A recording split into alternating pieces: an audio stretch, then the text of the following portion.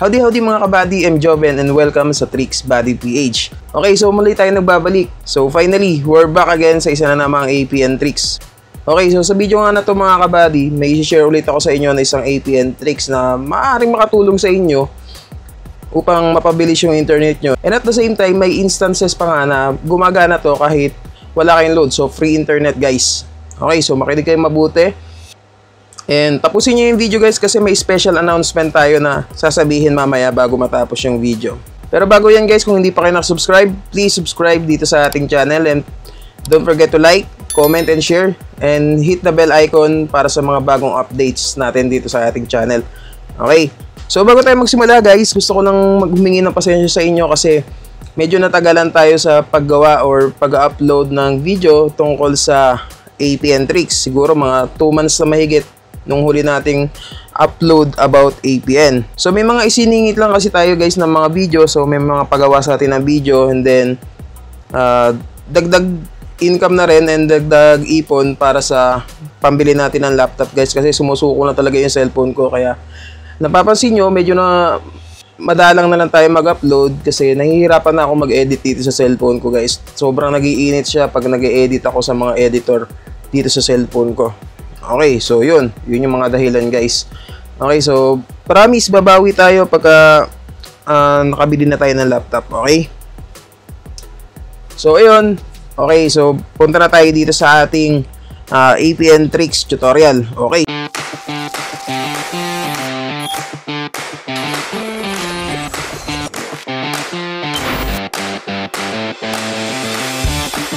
so by the way guys, itong tricks na to is pwede to sa lahat ng networks. Pero ngayon, ang gagamitin ko is yung aking GOMO SIM. So ngayon, punta na tayo sa settings ng cellphone natin guys. Ano? Okay, so punta na tayo dito sa settings. And then hanapin natin yung mobile networks. Okay, so mobile networks. And then, punta tayo dito sa SIM na gagamitin natin. So pili lang tayo ng SIM na gusto natin gamitin. Which is, dito sa akin, ang gagamitin ko is yung aking GOMO SIM. Ayan. So ngayon, nandito na tayo sa SIM card settings. So ngayon, ang hahanapin nyo lang is yung access point names. So pag nahanap nyo na yung access point names, click nyo lang yan. And then dito, para makagawa tayo ng bagong APN is, syempre, click natin tong new APN or yung plus sign. Okay, so nandito na tayo sa edit access point name. So dito sa name, ang ilalagay natin dito is Ryzen. Okay, so Ryzen space fast space free space net. Okay, so ito yung name ng APN natin. Okay, so ulitin ko, Ryzen fast free net. Okay, so gayahin nyo to guys, ano? And then, pag na-type na natin to, click lang natin tong OK. Tapos, ang next natin is, punta tayo dito sa APN. So, dito sa APN, ang ilalagay natin dito is Ryzen slash okay, so slash freenet free.net. Okay, sorry. Yan. So, puro small letter guys, ano, tapos wala tayong space dito. Okay, so ulitin ko. Ang ilalagay natin dito sa name is Ryzen slash free.net. Okay, so pag na-type na natin to, i-click lang natin tong OK. So, sa proxy, wala na tayong gagalawin dito. Na tayong ilalagay dyan, pati dito sa port. And then, dito sa username, ang ilalagay natin dito is ultimate .tunneler .point DNS. Okay, so point DNS .co. Okay, so ulitin ko dito sa username, ang ilalagay natin dito is ultimate.tunneler .point DNS.co. Okay, so puro small letter and then walang space. Okay, so once na mailagay nyo na yan, i-click nyo lang tong OK. And then dito sa password, wala na tayong ilalagay dito. Tapos sa server, wala na rin. Pati dito sa MMSC, MMS proxy, MMS port, dito sa MCC, wala na rin. Sa MNC, huwag na natin gagalawin yan guys. And then proceed na tayo dito sa authentication type. So, dito sa authentication type, iselect lang natin itong POP or CHOP. So, ngayon punta na tayo dito sa APN type.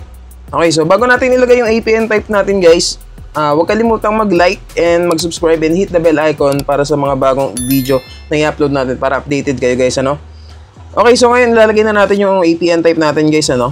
Okay, so ang ilalagay natin dito is default. Okay, so default, comma, MMS. Okay, so sana nasusundan nyo guys, ano?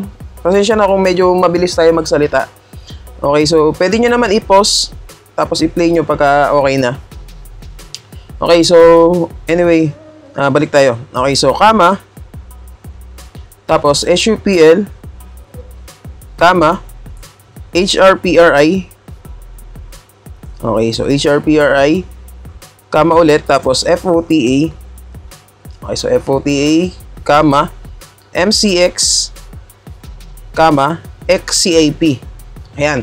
Okay, so ang ilalagay natin dito sa APN type, ulitin ko. Okay, so default, comma, MMS, comma, SUPL, comma, HRPRI, comma, FOTA, comma, MCX, comma, XCAP. Okay, so puro small letter guys, ano? And then wala tayong space dito. Okay, so once na mailagay na natin yan, i-click na natin itong okay. Ayan. Okay, so ulitin ko, pwede dito sa lahat ng networks guys, ano? Pwede sa GOMO, TM, Globe, Sun, Smart, Token Text, at dito SIN. Okay, so kung anong network mo kayo, pwede yan sa inyo. Basta compatible sa area ninyo. Okay? So next, dito naman tayo sa APN protocol. So isi-set lang natin to sa IPv4/IPv6. And then same with the APN roaming protocol lang guys, ano? Ganun din. Okay, so IPv4/IPv6 lang din. So dito naman tayo sa bearer. So sa bearer, ang ilalagay natin dito is unspecified lang yan guys. Okay. Yan. So pag nailagay na natin yung unspecified, click natin tong okay. So ngayon, pwede na natin yan i-save. Okay, so paano ba i-save yan guys? Click nyo lang itong more. Minsan nandito siya sa bandang itaas. Okay, so click lang natin tong more. And then i-click natin yung save. Ayan. So na-save na natin yung ginawa natin na APN. So ang next step natin dito is i-select natin yung ginawa nating APN para yun yung mag-run as default dito sa network natin or sa device natin. Okay, so i-click lang natin itong ginawa natin na APN, which is itong Ryzen Fast Freenet. Dapat may check siya sa tabi ng APN na yun guys, and then nakakulay blue siya guys, naka-highlight na blue. Okay, so meaning yan na yung nagra-run as default APN natin guys. Okay, so ngayon back na tayo, and then open natin yung data natin, tapos mag-airplane mode tayo guys. Okay, so bilang tayo ng mga 5 to 10 seconds bago natin i-click ulit. Okay, so click ulit natin yung airplane mode natin. Ayan. So, na-refresh na natin yung signal natin. So, ngayon, punta na tayo dito sa speed test. Ayan.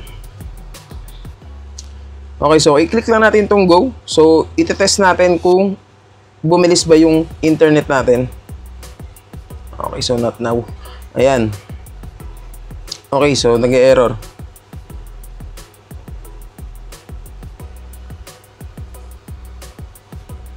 Ayan, so ito yung nakuha natin na results dito guys, ano? Okay, so wait lang natin na matapos yung pag-i-scan dito. Ayan, so ito yung nakuha natin na download speed.